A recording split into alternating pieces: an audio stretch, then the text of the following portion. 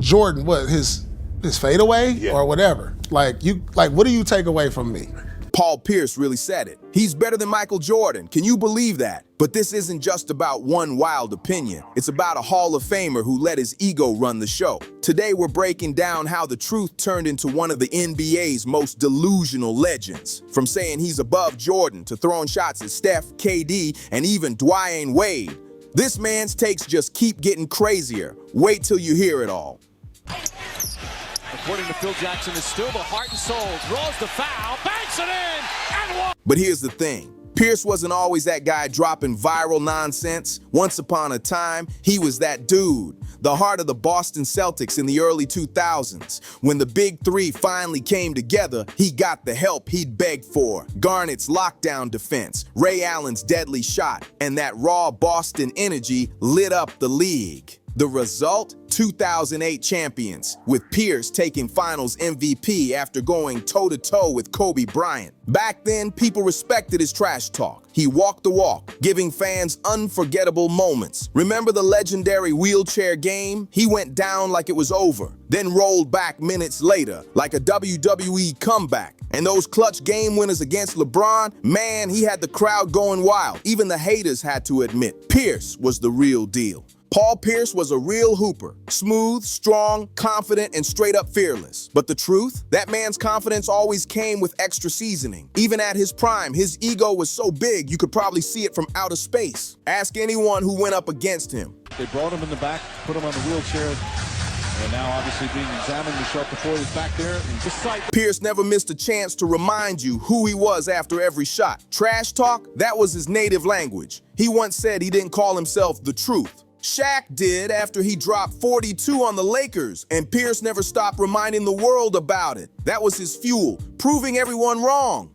But when the world stopped doubting him, all that energy had nowhere to go. The cheers faded and his confidence just started bouncing back like echoes in an empty gym. Even in his prime, some fans couldn't stand him. They said his game was too slow, his style too old school, and his mouth way too loud for what he'd actually done. And honestly, they weren't completely wrong. Fast forward to now, those same habits, that pride, that endless need for validation, it all just feels off. He's chasing a spotlight that dimmed years ago. That's the real tragedy of Paul Pierce, a Hall of Famer who can't accept that his story's already finished. Every time he talks about LeBron, KD, or Steph, it doesn't sound like confidence anymore. It sounds like a man desperate to rewind the clock.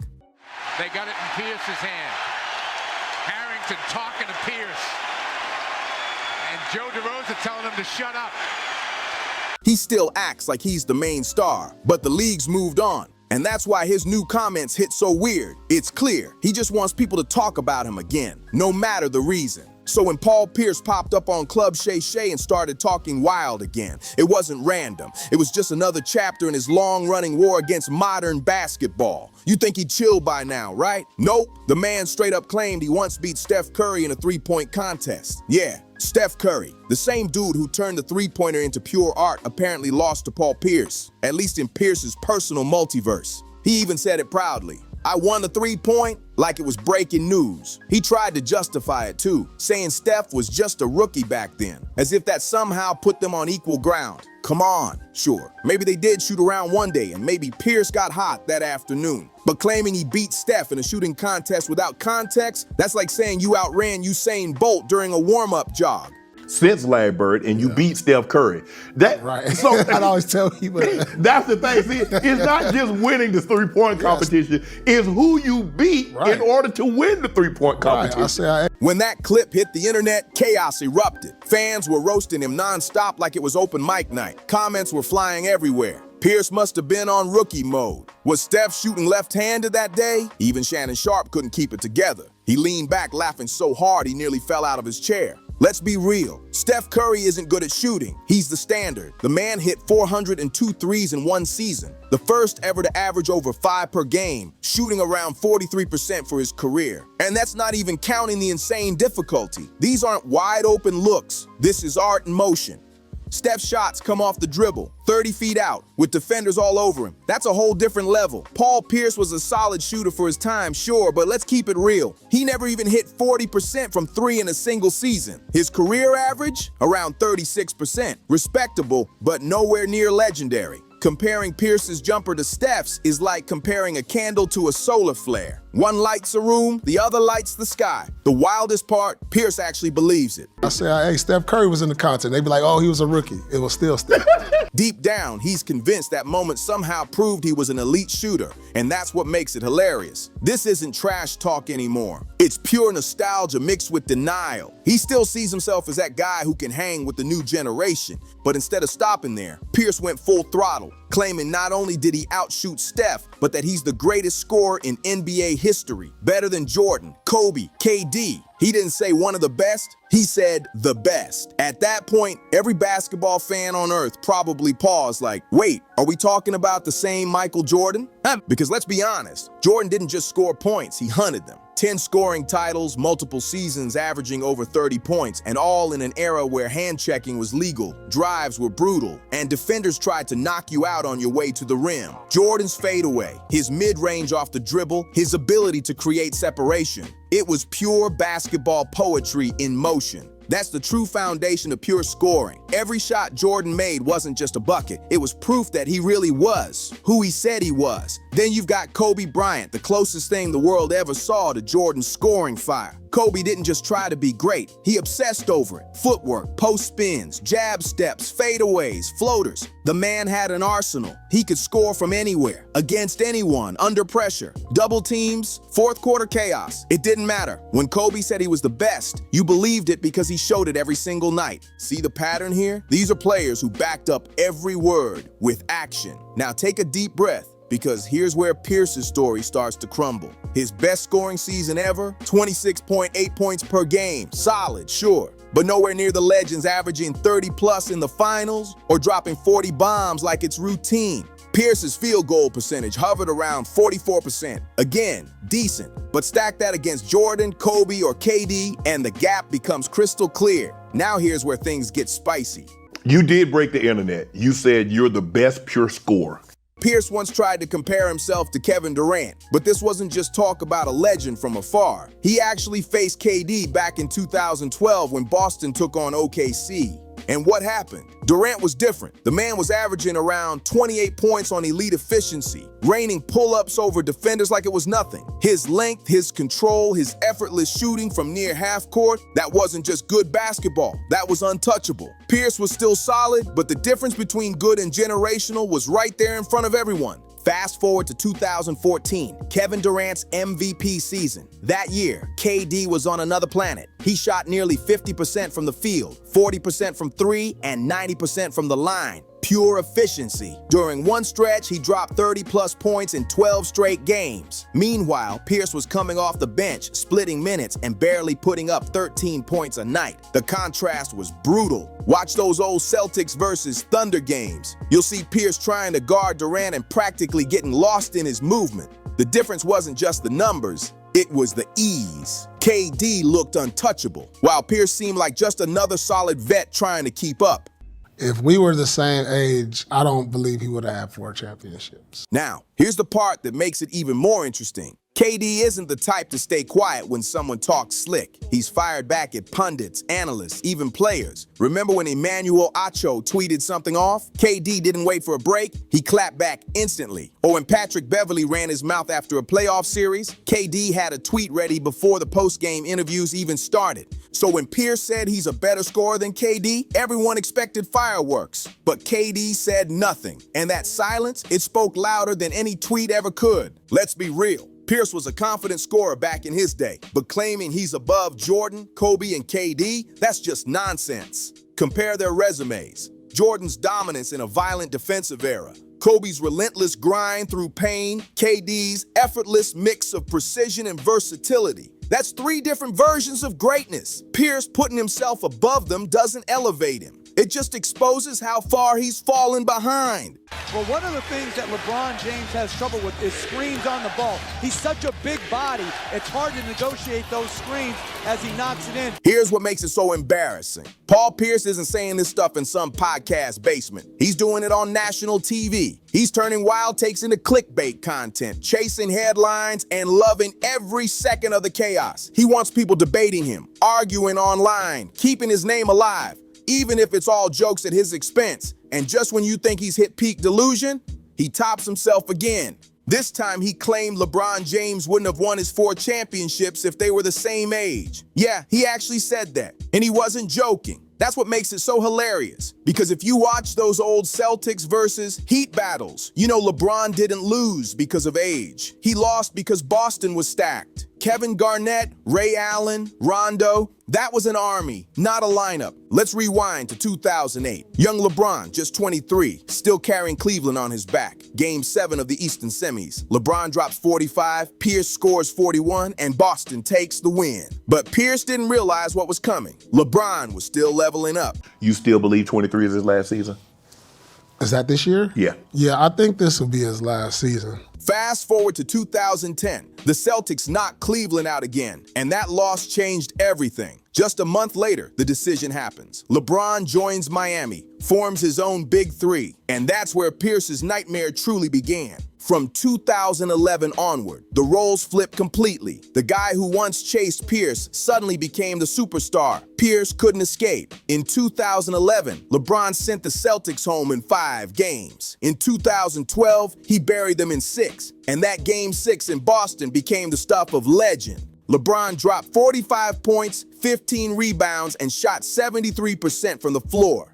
Pure domination. That night was basically the funeral for Boston's Big Three era. Meanwhile, Pierce went 4 for 18. Brutal. So when Pierce claims LeBron wouldn't have won rings if they were the same age, what he's really doing is trying to rewrite history. The moment when their careers went in opposite directions. After 2012, LeBron kept climbing. 4 MVPs, 4 rings, 19 All-Star nods, and eventually became the NBA's all-time leading scorer. Pierce, his numbers fell off hard. By 2014, he was averaging 13 points a game, bouncing from Brooklyn to Washington to the Clippers. And it wasn't just stats, it was impact. LeBron led teams deep into the playoffs nearly every year for a decade, while Pierce faded into the background as a solid vet who hit the occasional clutch shot, but no longer changed seasons. That's the sad truth. Pierce froze his legacy in time. He still talks like that one Finals MVP made him equal to players who built dynasties. But the numbers don't lie. LeBron has 10 Finals appearances, 4 championships, 4 Finals MVPs, and over 39,000 points. Pierce, 1 Finals, 1 ring, 1 MVP, and 26,397 points.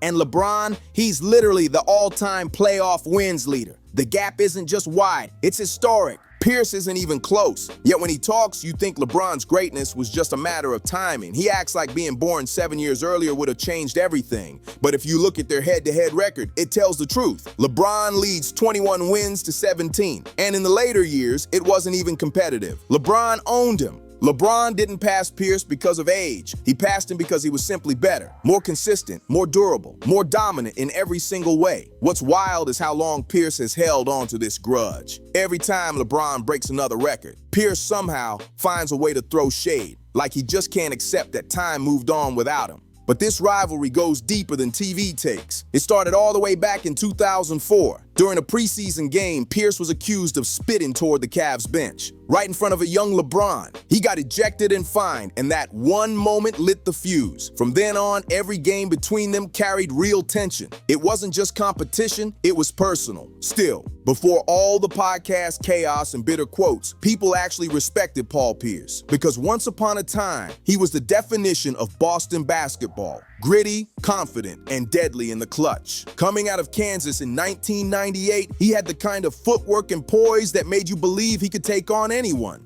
He wasn't flashy like Vince Carter or loud like Allen Iverson. He just hooped. The Celtics took him 10th overall, and right away, it felt like they found their guy. But then, life hit him with something brutal. Back in September 2000, Paul Pierce's life nearly ended. He was stabbed 11 times outside a Boston nightclub. Miraculously, he survived and didn't miss a single game that season. That toughness made fans respect him instantly. But those early Celtics years, they were rough. The team could barely sniff the playoffs, and Pierce was carrying a roster that just wasn't built to win. The front office was lost, the roster was mid, and year after year, he had to do everything.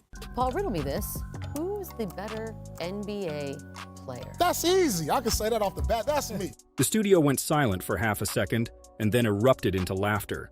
So then who has the better NBA I played, please, I played 10 years with who? You know what? With who? Antoine Walker. Then came 2007, the turning point. Boston went all in, trading for Kevin Garnett and Ray Allen. And overnight, the Celtics went from struggling to terrifying. The chemistry was instant. The 2008 season became Pierce's redemption arc. Boston won 66 games, and Pierce finally got his fairy tale ending, beating Kobe Bryant in the finals and taking home finals MVP.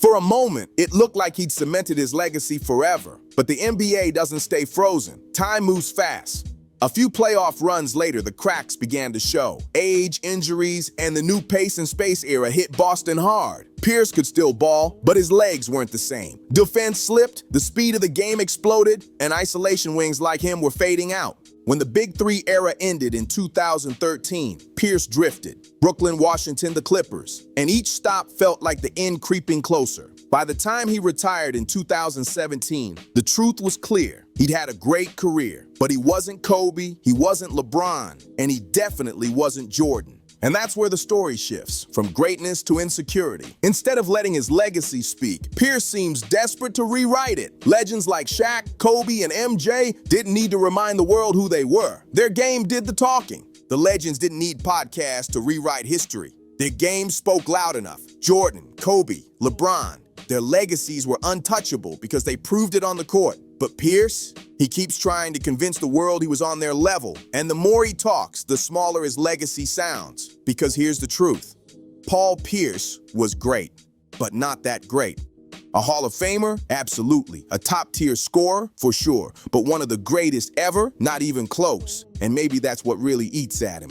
Not that time forgot him, but that time reminded everyone exactly where he stands. It's one thing to be confident in your legacy. It's another to act like your career ended with a standing ovation from basketball's Mount Rushmore. Because when Pierce retired, instead of fading out gracefully, he stepped right into a highlight reel of bad takes. It all started with that infamous Dwyane Wade debate on live TV. Pierce actually said with a straight face that he had a better career than Wade. The studio went silent for half a second, then burst into laughter. Even Jalen Rose couldn't hold it in. He calmly listed Wade's career stats and titles one by one, while Pierce just sat there realizing the room wasn't on his side. And when he wasn't self-promoting, Pierce was out here dropping the most random top 5 lists ever. So bad that fans started treating them like comedy sketches. That's the thing about Pierce now. He doesn't sound like a player anymore. He sounds like a podcaster. And that leads us to the real question. What's up with this new wave of ex-NBA players turning into hot take machines? It feels like the moment they retire, we lose real analysts and get flooded with loud opinions, shock value, and clickbait chaos. It's no longer about basketball insight. It's about attention. Guys like Pat Bev and Gilbert Arenas built entire platforms off mayhem because they realized something simple. Being loud and wrong gets more clicks than being smart and right. One outrageous line can outshine 10 years of real highlights. And that's exactly where Paul Pierce fits in. When the younger fans stop talking about you, you've got two options: fade away or make noise. And Pierce chose noise. You can trace it all back to when ESPN fired him after that infamous Instagram Live. Yeah, that one. It was messy, but it revealed something deeper. Pierce loves attention. He loves the buzz, even if it doesn't come from respect. Ever since then, he's doubled down, posting hot takes, stirring debates, saying wild stuff just to trend. But there's a huge difference between staying visible and trying to stay relevant. One is hustle, the other is pure ego. And Pierce's ego, it's always needed an audience. Only now it's not LeBron he's chasing. It's the algorithm. Paul Pierce used to be the truth, but now his truth is whatever gets the most engagement. Underneath all the noise, his legacy is actually solid. A Hall of Famer, a Finals MVP, a Celtics legend. But somewhere along the way, his ego started fighting his own history instead of letting the game speak for him. Every time he tries to downplay LeBron or claim he was better than Wade, he's not protecting his legacy. He's shrinking it. Because no matter how loud he talks, history always wins. And history remembers the real truth. He's living proof that you can be a legend and still not know when to stop talking. Nobody's denying how good Paul Pierce was. He earned his spot in history. But let's be real, this ain't 2008 anymore. The game's evolved, the players have changed, and Pierce still seems stuck in the past. So what do you think? Is Paul Pierce just trying to defend his legacy, or has he crossed the line into pure delusion? Drop your thoughts in the comments. I want to see how many of you actually think he's got a point. And hey, don't forget to like, subscribe, and share this video for more wild NBA stories and breakdowns.